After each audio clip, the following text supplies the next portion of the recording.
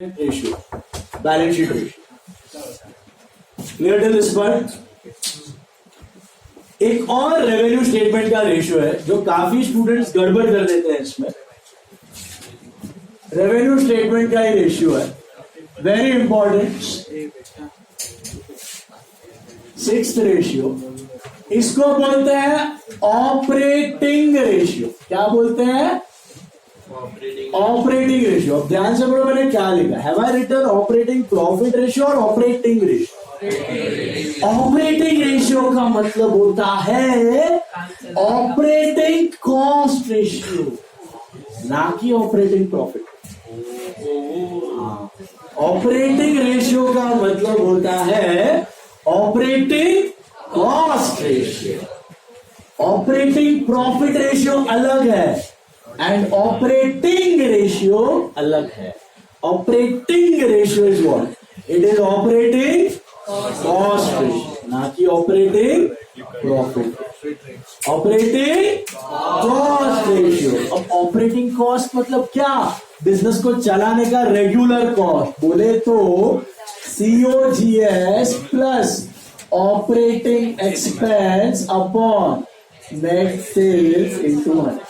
Revenue स्टेटमेंट वाले सब का डिनोमिनेटर माई बाप एक ही है, नेक्स्ट। बट ऊपर क्या लिखा है मैंने? COGS plus operating expense. What is COGS? Cost of goods sold. मतलब याद है कॉस्ट ऑफ गुड्स सोल्ड का मतलब ट्रेडिंग अकाउंट का सबसे बड़ा खर्चा। उसमें purchase, opening stock, direct expense less closing stock, सारा कुछ आता है। उसके बाद operating expense. What are operating expense? Business चलाने का PNL वाला। इसमें याद है आपका आता था admin, office admin, selling and distribution, finance, PNL वाले। लेकिन सारे ऑपरेटिंग थे, रेगुलर बिजनेस के खर्चे, राइट? ये सब ऐड करो upon net sales into 100। Suppose this is 30%, good और बैड? Very good. पूरा खर्चा मिला के 30%, मतलब प्रॉफिट 70% है आपके पास। 70% प्रॉफिट हो गया, समझा ना? खर्चा निकाला तो ऑपरेटिंग प्रॉफिट आपका 70% हो गया। इसमें टैक्स भी है? नहीं, ये बिफोर टैक्स है। ओके, तो ऑपरेटिंग प्रॉफिट की बात करो, टैक्स में। Now suppose this is 40%, bad. 30 50 60 बढ़ रहा है तो अच्छा है कि बुरा है? तो is it higher the bet और लोअर द बेट? ये सब higher the bet because these are profits. This is lower the better. Cost जितना कम हुआ उतना कॉमन सेंस। इसको हायर द बेटर मत कंसिडर करना।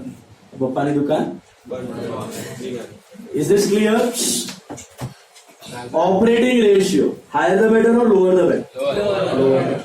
Operating profit ratio.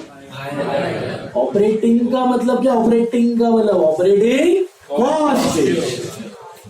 Operating profit ratio है तो प्रॉफिट दिया होगा, सिर्फ ऑपरेटिंग रेशियो मतलब ऑपरेटिंग कॉस्ट रेशियो। तो ये दो रेशियो आपके बैलेंस शीट रेशियो थे यहाँ पे। ये सारे आपके रेवेन्यू स्टेटमेंट के रेशियो है। अब आता है the king of all the ratio. मैंने आपको बताया था, आप जब दो कंपनीज को कंपेयर करते हो तभी 34-35 रेशियोज है, सब देखे जाते हैं। सबका बाप, सबका किंग, ये रेशियो है। इसको बोला जाता है ROCE, return on capital employed. It is like 80% weightage वाला रेशियो। मतलब बाकी सारे रेशियोज एक तरफ, ये अकेला किंग एक तरफ। अगर आपका ये रेशियो कड़क है कंपनी में तो आपका 80% एनालिसिस रेशियो का उधर ही खत्म। King of all ratio ROCE, okay, return on capital employed. What is the formula for this? It is net profit before interest, tax and dividend upon total capital employed into 100। In short इस ratio का मतलब है कि आपने जितना पैसा business में डाला, जो मैंने आपको सबसे पहला एग्जांपल दिया था ए और बी का, एक business, interest, tax and dividend. जो आपको मैंने पहला वाला एग्जांपल दिया था, एक बिजनेस 2 लाख रुपए पे 1 लाख रुपया कमा रहा है, दूसरा 10 लाख पे 2 लाख कमा रहा है। एक का 50% था, एक का 20% था, that was ROC. Common logic क्या इसका सिंपल है, आपने बिजनेस में कितना जो भी पैसा डाला है उस पर आपको कितना रिटर्न मिलेगा। मैंने 100 रुपया डाला, मेरे को हर साल कितना छूटेगा, दैट इज ROCE, सिंपल। मैं तुम्हारे बिजनेस में 100 रुपया डालता हूं तो तुम मुझे हर साल कितना रेट से कमा के दोगे, that is return on capital employed. Main ratio यही है, बाकी सब चुनो मुनो है इसके साथ। ओके, अब ये आइडियली होना चाहिए कम से कम 15%। कितना? 11, 12, 13, 14 भी अच्छा है, लेकिन आइडियली मिनिमम 15 हुआ तो अच्छा है। 15 से ऊपर एनीथिंग इज सुपर। 15 मिनिमम रखना जरूरी, क्योंकि 8-9% तो इन्फ्लेशन हो जाता है, वो तो ऐसे ही है। ऊपर 6-7% आप रिस्क ले रहे हो बिजनेस का, तो उतना तो रिटर्न मिलना चाहिए। अभी इसका फॉर्मूला इज क्या? Net profit before interest, tax and dividend. मतलब सपोज हमारे बिजनेस ने 1 लाख रुपया कमाया, operating profit, this is before interest, tax and dividend. Dividend से भी पहले। अभी 1 लाख रुपया बिजनेस ने ऑपरेशन से कमाया है।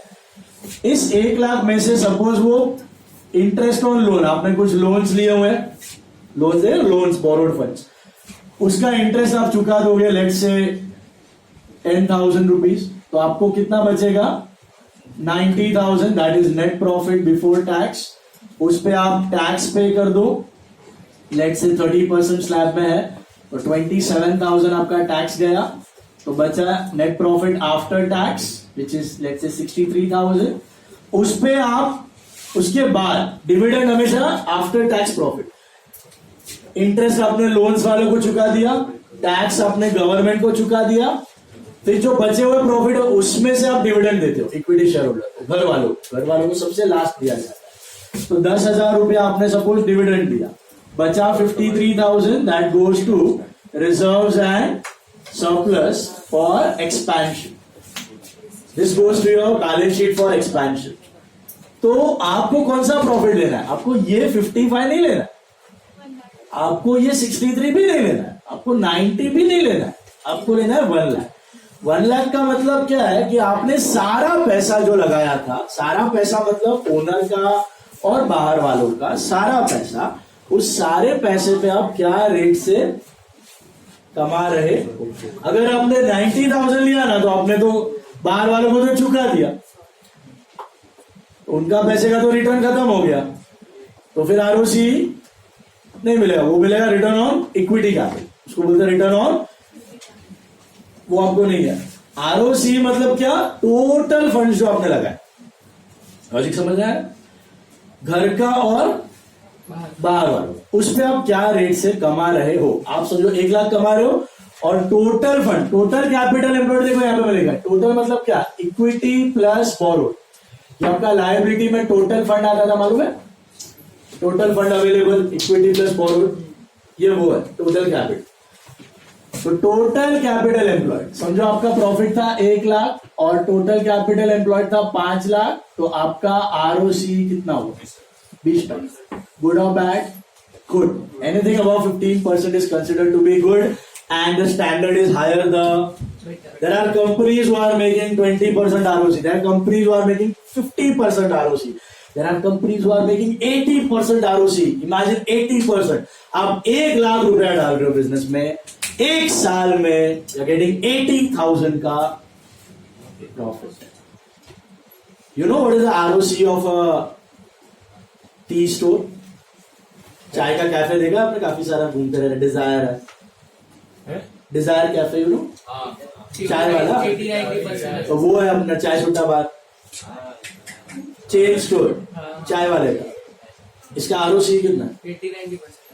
100% ऑफ 12 लाख का इन्वेस्टमेंट, 1 साल में 12 लाख का profit record, 100% ROC. So there are businesses who generate 120, 150, 200% ROC also, but very small business. Big businesses का जितना साइज बिजनेस का बड़ा होते जाता है ना, उतना ROC थोड़ा थोड़ा कमाना टफ होते जाता है। तो यहाँ पर आपका ROC स्टैंडर्ड अच्छे बड़े कंपनीज के लिए 15% से ऊपर हुआ तो भी बहुत, 15,000 कंपनीज लिस्टेड है स्टॉक एक्सचेंज पे, 15,000 companies are listed in stock exchange, public limited जो भी है, इसमें से कितनी कंपनीज होगी जिसका आरओसी 15% से ऊपर होगा? यानी क्या? 2-3 how many companies might be earning an ROC of more than 15%? Less than 5. The figure is around 150-200 companies. 150 से 200 कंपनीज ही ऐसी है 15,000 में से जिसका आरओसी 15% से ज्यादा. You have to select those gems and study those businesses. Is it clear? मैंने आपको लास्ट ईयर ये पूछा था EBITDA और इसमें फर्क. हाँ, ये EBITDA ये ऑपरेटिंग प्रॉफिट जैसा है. This is EBITDA. और EBITDA is what? Earnings before interest, tax, depreciation and amortisation. Amortisation is tangible income. मैंने अमोर्टाइजेशन पूछा था. Amortisation is for intangible assets, depreciation tangible. उसको अलग किसके लिए रखा है? वो नॉन कैश है. अब कैश प्रॉफिट कितना कमा रहे हो वो देख लें. तो ये और वो सेम है. हाँ, सिमिलर है. इसमें खाली डेप्री पड़ा हुआ, इसमें से डेप्री हटा दोगे तो ये EBITDA बन जाएगा. ऐसा. तो कैश प्रॉफिट ढूंढना है ना, तो डेप्री इसमें ऐड बैक कर दो तो आपको कैश प्रॉफिट. बस उतना सा सॉर्टेड यहां तक. तो सारे बिजनेसेस में टोटल मिला के आपने कितना कमाया हुआ है, दैट इज ROCE. और एक फॉर्मूला है लास्ट वन, इसको कहा जाता है ROI. What is ROI? Return on investment. अब प्रैक्टिकली ये कुछ अलग है, मैं आपको बताऊंगा वो क्या है.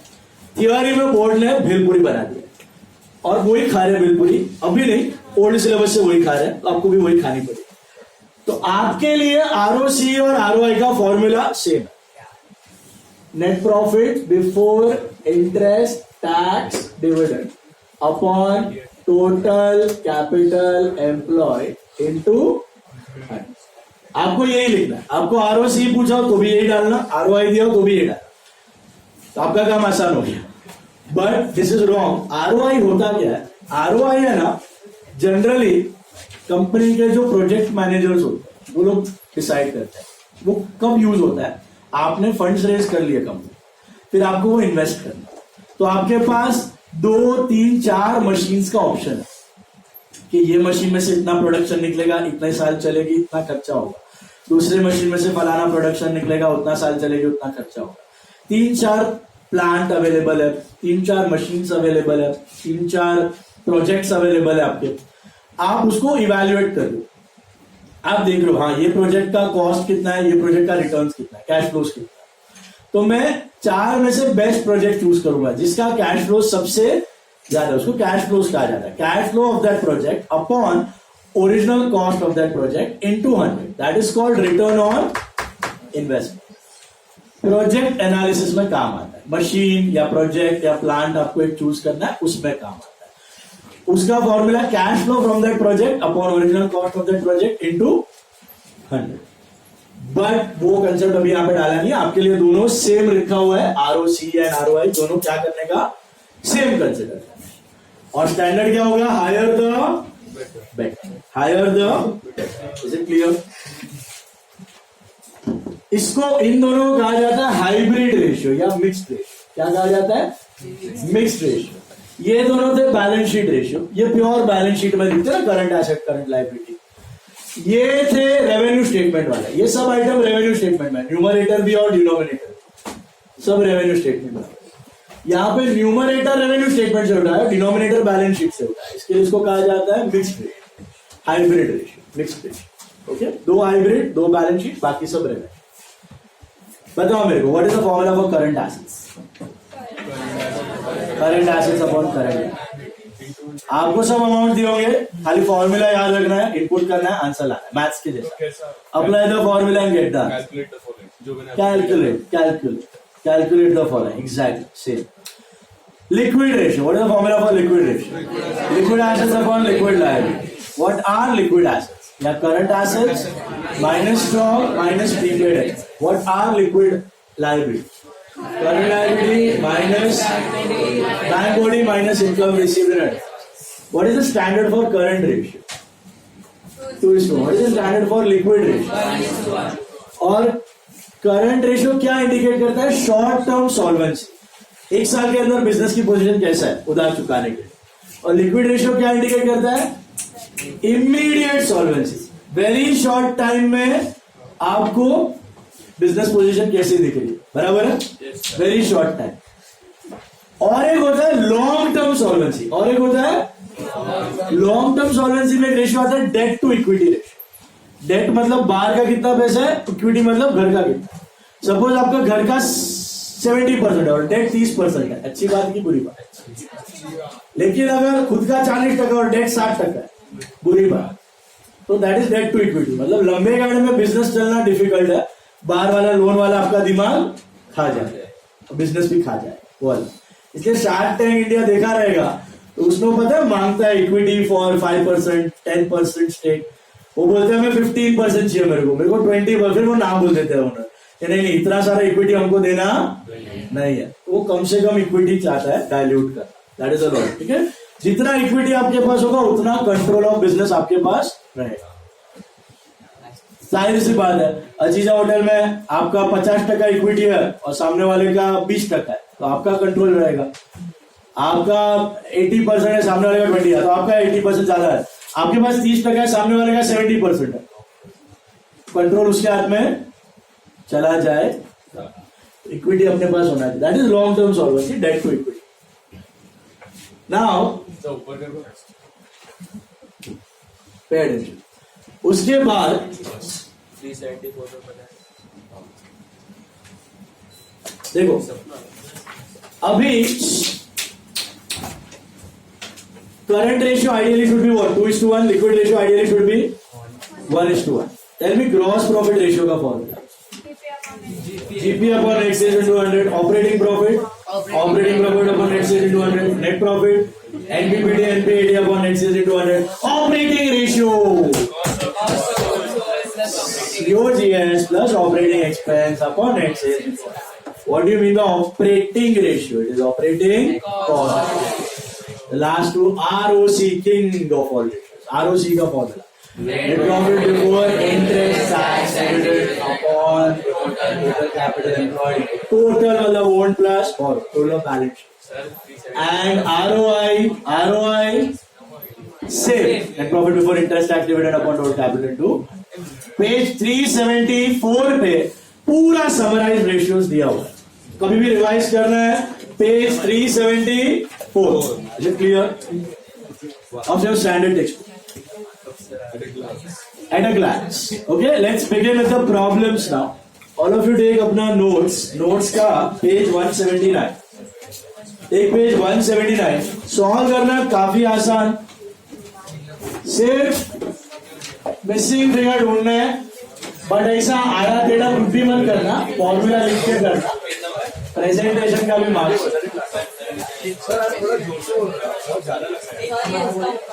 माइक स्टोर किया है ना,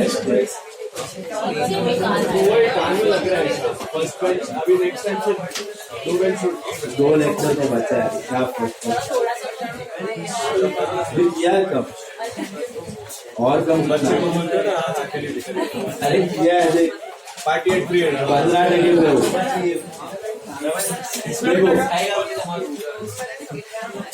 पेज नंबर 173 ले लो, 173 अभी सब लिखने का 173 question 11. See how to solve it. Question 11. Company had the following assets, current assets and current liabilities. Debtor, creditor, page 173. अपना notes का 173. 11. Debtors are 60, creditors are 30, BP is 20. देखो debtor are what? Current asset or current liability? Current asset. Creditors, current liability. Bills payable, current liability. Stock, current asset. Loose tools, current asset. Loose tool वैसे fixed asset भी होते हैं, but यहाँ पे current asset assume करते हैं. साथ bank coding, current liability. Calculate current ratio. तो पहला step, you need what? Current assets. What are current assets equal to? It is debtor 60,000 plus stock 30,000 plus loose tools 10,000. That's 1 lakh. Then find out current liabilities, which is creditors 30,000 plus bills payable 20,000 plus bank OD 10, which is 60,000. Then write down the formula for current ratio. What is the formula? Current assets upon Current liability. into 100 करना है कि नहीं? नहीं. Which is 1 lakh upon 60,000, which is 5:3. Is that right? That's your answer. 5:3. 5:3 is your current ratio. Is it clear? That's it. इतना करने का 4 marks. Okay, ऐसा 2 ratios आ गया तो 8 मार्क्स. और पूछा भी है रेशियोज बोर्ड में, तो इसीलिए अगर बहुत सिंपल आया वर्टिकल तो दोनों करना, ये नहीं डेथ भी करना, ये भी करना. ओके, आप ये 4 मार्क्स, 4 मार्क्स. देन 11 वाला किया आपने. अभी क्वेश्चन 12 है. Question 12. Current liabilities were 1,50,000. Current ratio is 3:1. What are current assets? देखो चिन्ह दिया. Current liabilities दिया हुआ है 1,50,000. What is current ratio? 3:1. You know what is the formula for current ratio, right? Current ratio is what? Current assets upon current liability. Therefore, 3/1 is current asset upon 1,50,000, correct? So what are current assets? 1,50,000 into 3, that is 4 lakh. नाम नहीं लिखने का ना current asset में क्या है current- That's okay. When you don't write like. समझा ये वाला? Cross multiply. Question 12.